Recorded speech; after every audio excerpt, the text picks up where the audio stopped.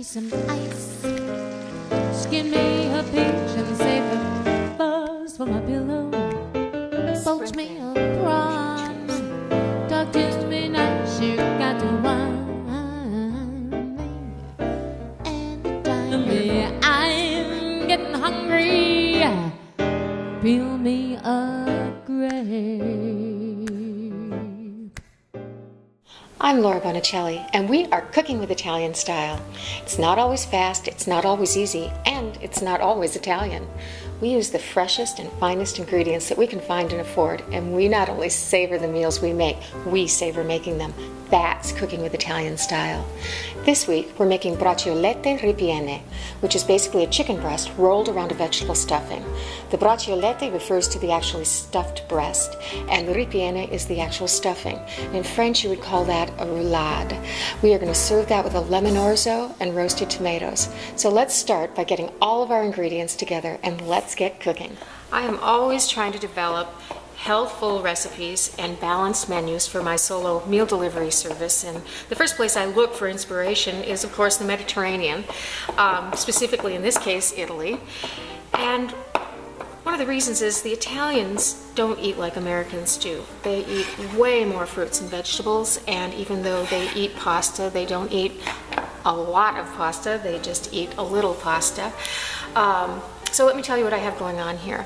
I have some chopped onion and garlic and red pepper flakes that I'm going to saute in a little olive oil, grated Parmesan cheese. This is some spinach, frozen spinach that I've cooked and drained very well, salt and pepper, a couple of chicken breasts, which I'm going to flatten out. This recipe actually makes enough stuffing for to stuff four. I'm just doing two, and I'm going to freeze the rest of the stuffing for later.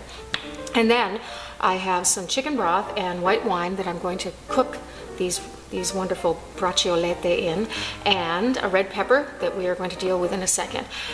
But what I'm going to do first for my roasted tomatoes is I'm going to put them in a pan. And this is very simple. A little olive oil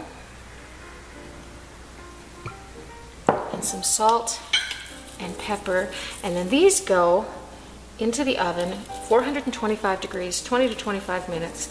They'll sweeten up beautifully and go perfectly with our orzo, just like that. And then I'll just kind of rub these around. Okay, I'll get these in the oven, and then I'm going to take this red pepper and I'm going to show you how to roast it. I'm putting this directly on the burner, right on the flame, where it will get blackened and the pepper will get really smoky flavor. And then I'm going to take it once it's done and put it in a Ziploc bag, and the steam will loosen the skin and I can take it right off.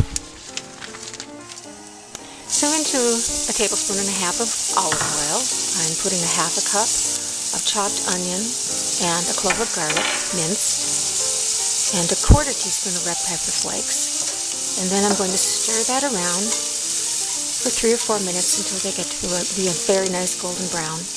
And then I will transfer them into a bowl to cool. So to put my stuffing together, I have here my nicely browned onion and garlic. I'm going to add to that about a half a cup of the chopped white mushrooms. And this is a quarter cup of grated Parmesan cheese and my cooked and very well drained spinach. It's a 10-ounce package. I'll just mix that up. Roasted so nicely and has been steaming in the bag, and I'm just going to roll it around in the bag, and you can see all of the charry skin is coming right off of it. And I only need about 1/8 of a cup of this chopped. But there we go. That's probably as much as I can get off of there like this, so I'll just pull it out. Take a paper towel and wipe the rest of it off, like so. Great. Kind of messy, but the flavor is awesome. Okay, I'm just going to cut down the side of one of these sides here, and I don't care if I have a little bit of that chard in there. Like I said, I need a very small amount. I'm just going to slice that up. And now I'm going to take some parchment paper and pound out my chicken breasts. Now the goal of this is to make this large enough and thin enough to roll around your stuffing. And also I want it to be a consistent, about a 1/4 inch thick, so it cooks evenly. My roasted red pepper right across the center like that. Smells amazing. And some of my spinach ripiene stuffing. A little bit more there. And this is a forgiving process in that once these start to saute, they seize right up and the stuffing does not come out. So you don't have to worry too much about perfection on this. They will seal up on their own once they start to cook. This is just to get them secure until they get to that point.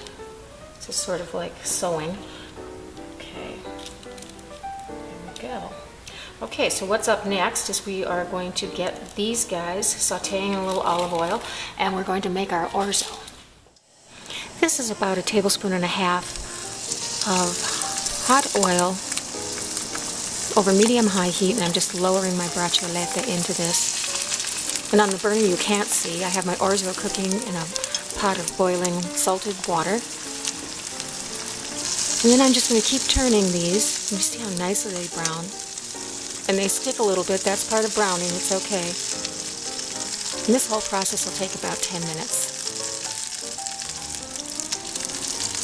Now, these are nice and brown. I'm taking them out. I'm going to get rid of the olive oil and wipe the pan dry. I'm putting my braciolette back in. Pan's still quite hot. And I'm adding in what's going to make the liquid they cook in, but also a sauce that we're going to use when we serve them. 1/2 cup of homemade chicken stock and 1/4 cup of a dry white wine. Now I'm just going to cover these and simmer them for about 8 minutes, and that's all it takes, and they will be done absolutely perfectly. So my chicken is right here just cooling, and my tomatoes are out of the oven, and now we're going to just season our orzo. This took about 7 minutes to cook, and what I'm going to do is just put in about 1 tablespoon of olive oil and a little salt, about 1 tablespoon of Parmesan cheese grated, and then I'm going to stir that to really perk up the flavor. And this is not going to be overpowering, but it's going to make it taste really good. It's a little grated lemon zest. And notice that I'm using a nice fine microplane to do this, and I'm not going into the white part, I'm just doing the yellow part, very important. I'm going to call that about 1 tablespoon of zest. We have to get these skewers out, and they get kind of tight in there. Really tight in there. Come on. Okay, I'm fighting with my chicken. Ah, there we go. Okay. It could be a little easier. Okay, got it. And it is not coming apart at all. And then I'm going to take a serrated knife and just cut this at an angle like so. See how beautiful that is? About 3/4 of an inch slices. Beautiful. So I'm just going to set 3 of my sliced braciolette on the plate in front of my roasted tomatoes and orzo. This is like the perfect amount of food for me.